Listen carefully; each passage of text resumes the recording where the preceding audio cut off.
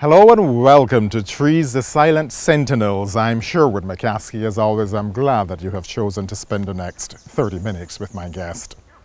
In this series, you will be taken on a special journey.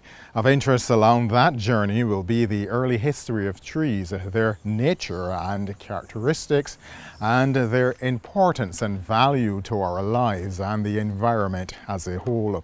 These three categories will be divided, developed, and discussed throughout this series. As always, we will begin by placing things in the correct perspective. We do so with the help of two of the Caribbean's Renaissance men, Trevor Marshall and Dr. Lennox Honeychurch. Both are historians, anthropologists, folklorists, writers, and lecturers.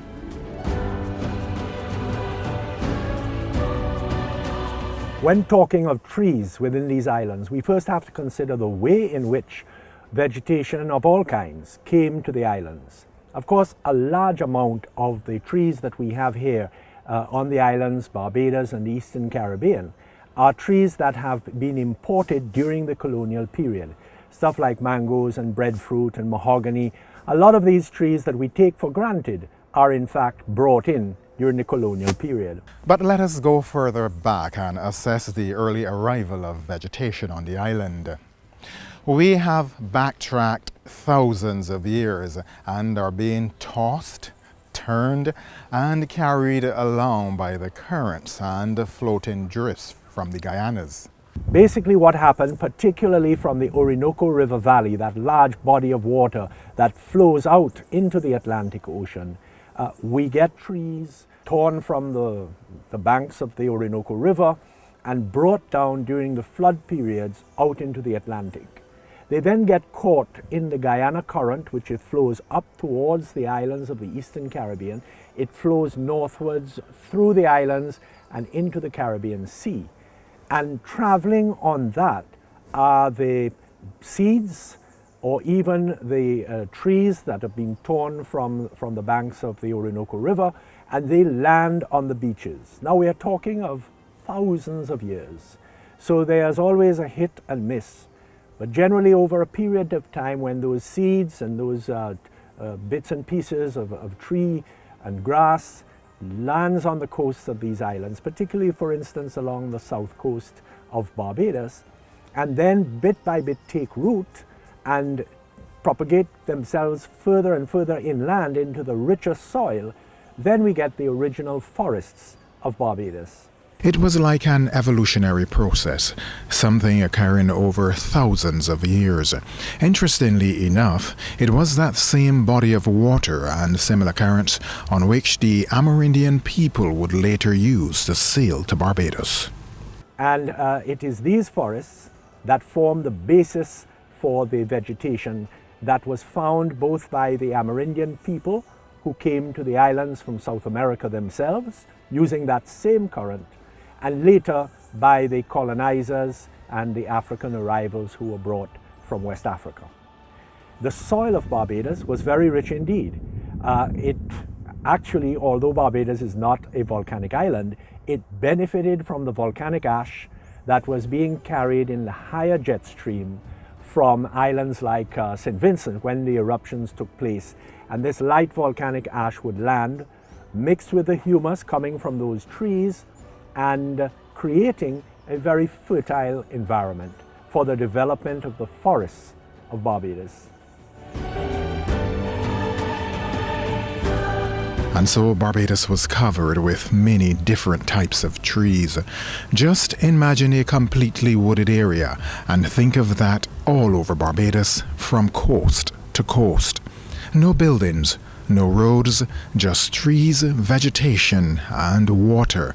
Oh, what a beautiful oasis it must have been.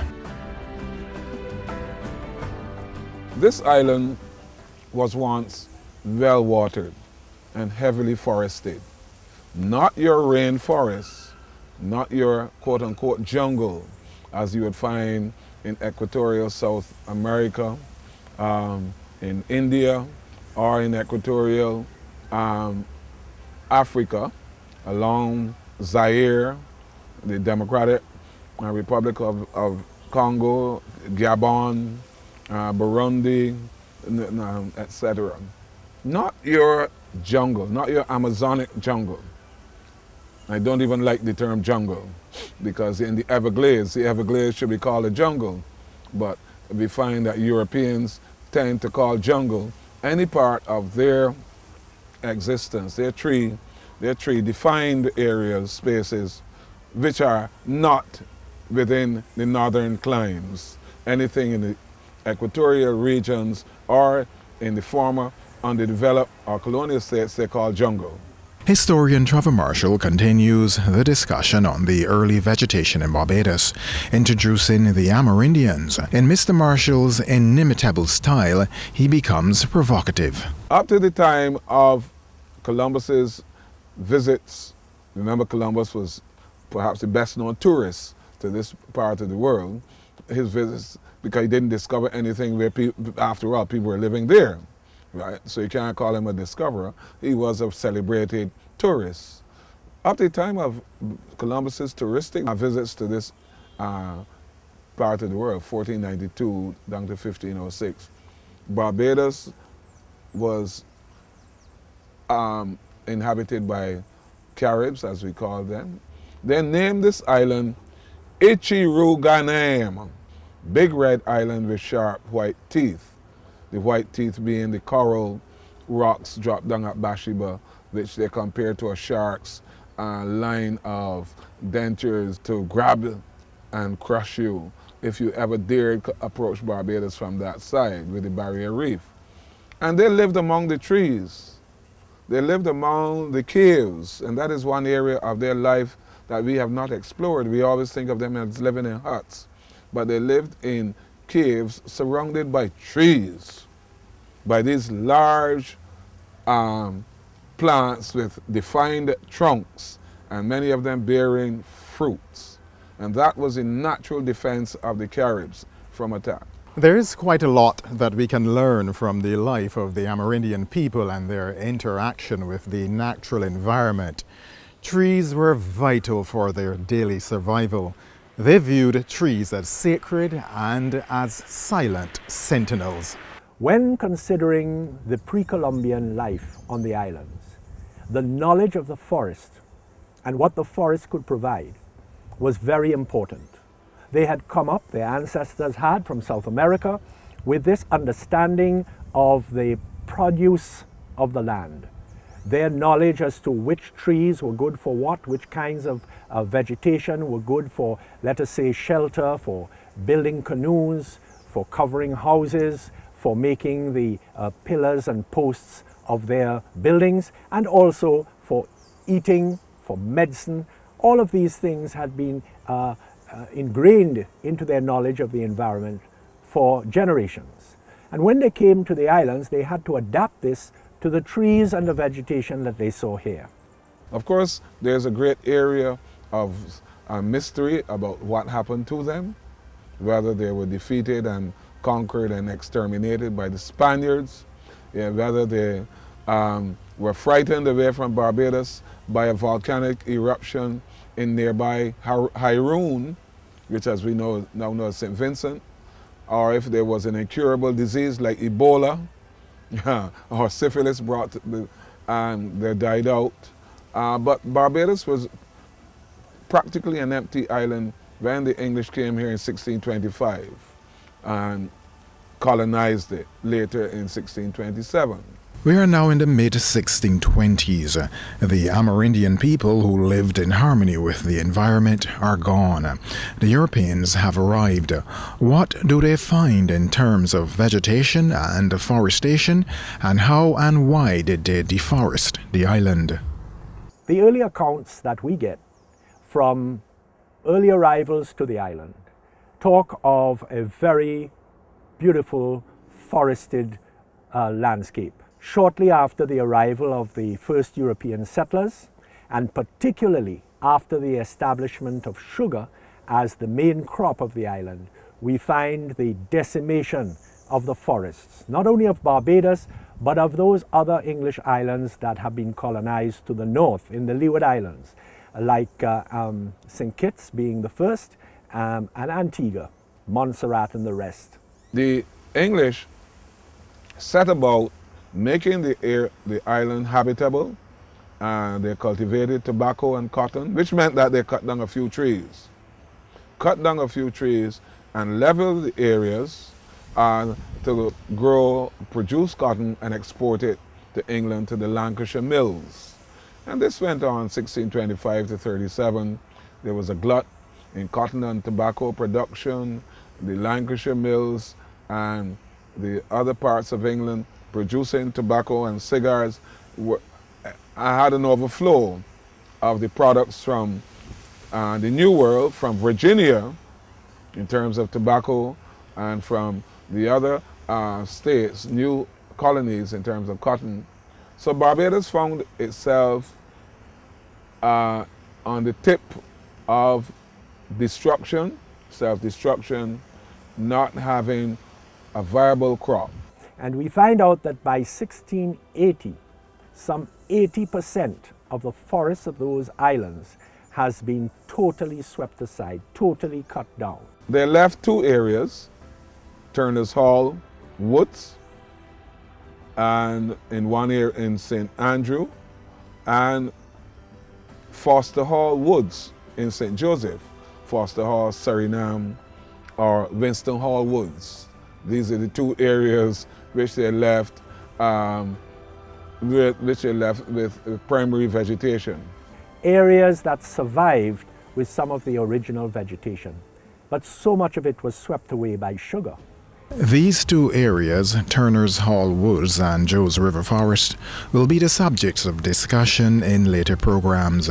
Meanwhile, historian Trevor Marshall brings into focus an expedition that would see the introduction of a plant whose existence demanded the deforestation of our island. It is then that the Barbadians sent to Brazil, around northeastern corner of Brazil, Recife, Bahia, to encourage Dutch Jews to come to the island and experiment with this new growth called sugarcane. Sugar is like a locust. Wherever sugar goes over the land, it must have no competitors for that land. And therefore trees were natural victims of the oncoming, the onrush of the sugar revolution in Barbados. Trees were cut down, shrubs were cut down, flowering plants were allowed, yes, to survive, but anything above 5 feet had to go in order for sugarcane to grow on my native land and for blacks to cut sugarcane till it burn your hand. A lot of the trees we see around Barbados now are tropical, yes, they're Caribbean. You'll find them in Trinidad, you'll find them in St. Vincent, in Grenada, and Tobago. But strangely enough, lots of the trees are in Barbados now are not native to the island, because Barbados underwent a program of tree execution. They pulled up and destroyed our trees root and branch in the period between 1640 and 1680, the period of the sugar revolution. They, meaning the sugar planters. With the introduction of sugarcane, over a period of 40 years, the English Barbadian colonists wiped out all of the trees in Barbados. That is a very interesting point, and perhaps what should be regarded as one of the more definitive statements in the entire series. Why do Barbadians delight in chopping down trees? Why are we so seemingly averse to trees? Is it because the European settlers regarded trees as a hindrance to economic development, and later generations, not being fully aware that trees were cut down to make way for sugarcane, took it upon themselves to do the same, and this practice was passed on and eventually adopted by most of us? Could this be the reason why we delight in chopping down trees? Historian Trevor Marshall continues with the destruction of trees brought about by the sugar revolution. They cut everywhere they went. Use them for firewood, use them for timber to build up the particular buildings You find on a sugar plantation, the large farm producing sugar from the cane. And they left only 4 or 5 areas, small areas for towns and townships and settlement. What we now know as Spice Town, what we now know as Whole Town, what we now know as Bridgetown, of course, the town by the Indian Bridge, and what we now know as Oistins. Every other area was denuded of its trees. Only in the most rugged areas and along the edges do we actually get any forests of any kind. For instance, over the cliff, for instance, in the areas of Turner Hall Woods and down those slopes in the Scotland district, you would find pockets, and in the gullies, areas that survived with some of the original vegetation. But so much of it was swept away by sugar. Barbados was not alone with this exercise. Our neighbouring islands were experiencing the same, and people were beginning to recognize the direct link with trees and rain. Thankfully, there were some forward-thinking individuals on the islands of St. Vincent and the Grenadines who recognized the need to halt this process and develop a plan to attract more rainfall to the islands.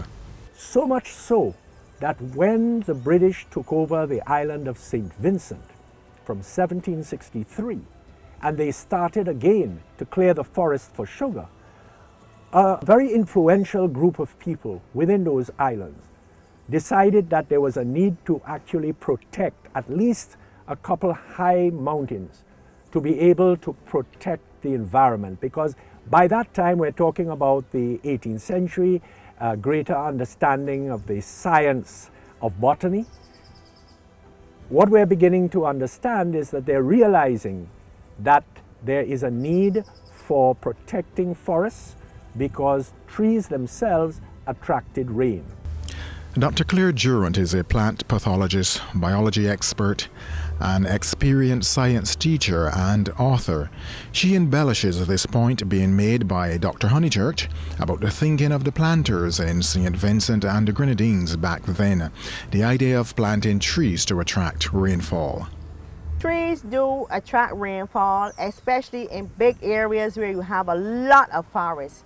Because underneath trees are always cooler, because the trees prevent the sun from shining and hitting on the ground. And the trees make the area cooler, and the cooler it is, all of that helps with precipitation, with the area being cooler. This is an interesting story and might be best understood in another television documentary. Wise thinking, the planting of trees in the hills of St. Vincent and the Grenadines to attract rainfall to supply the sugarcane fields down the hills. Eventually it led to the establishment of the first such designated area in the Western Hemisphere. In 2015, the Botanic Gardens of St. Vincent and the Grenadines celebrated 250 years. This program, Trees the Silent Sentinels, congratulates the government and people of St. Vincent and the Grenadines on this historic milestone.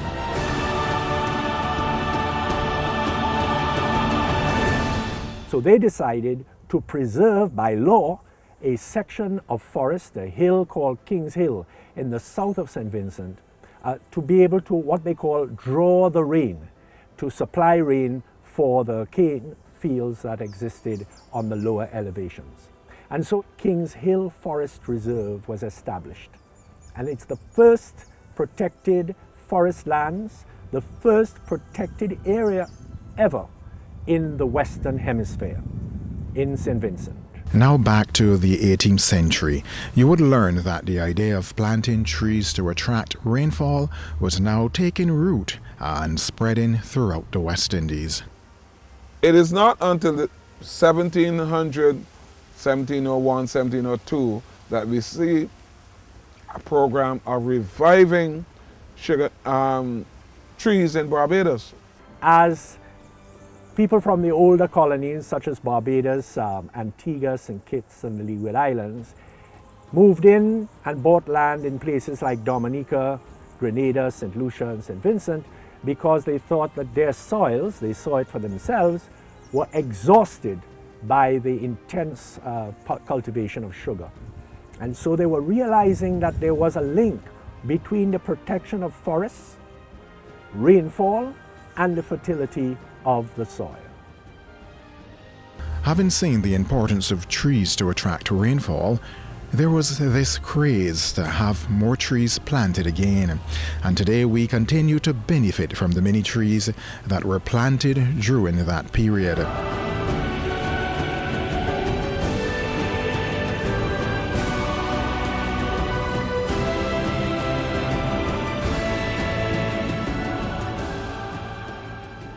Fast forward to the present. Nowadays, they have become so commonplace that we seldom pause to give them thought. In fact, we often take for granted something as simple as their definition. Their importance to our environment will be discussed later in the series, but exactly what are trees? Historian Trevor Marshall uses a metaphor in his description. Trees can be likened to the arteries of life. I suppose water would be the veins, but trees are the arteries of our life and our existence.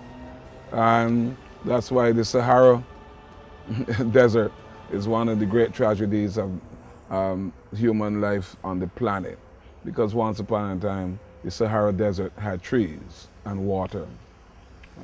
We're sitting here in Queen's Park, which I've described as the lungs of the city of Bridgetown. And the one common factor about Queen's Park, ladies and gentlemen, is the abundance of trees. Now, how do you define a tree? A tree is a natural growth, a plant growth with a well-defined trunk. That trunk is distinguishable from any other part of the tree, branches, leaves, roots. And a trunk can stand on its own. It is not invincible or impregnable. It can be cut down, but a trunk usually cannot be blown down by the wind, etc. Like a banana tree. A banana is not a tree. It doesn't have a trunk, really and truly. And with banana trunk, or the banana, that length is called by really a trunk, but it is not. There are other growths which are tree-like. You have saplings, you have wisps, lianes, you have other forms of life which we generally speaking call trees, but they're shrubs.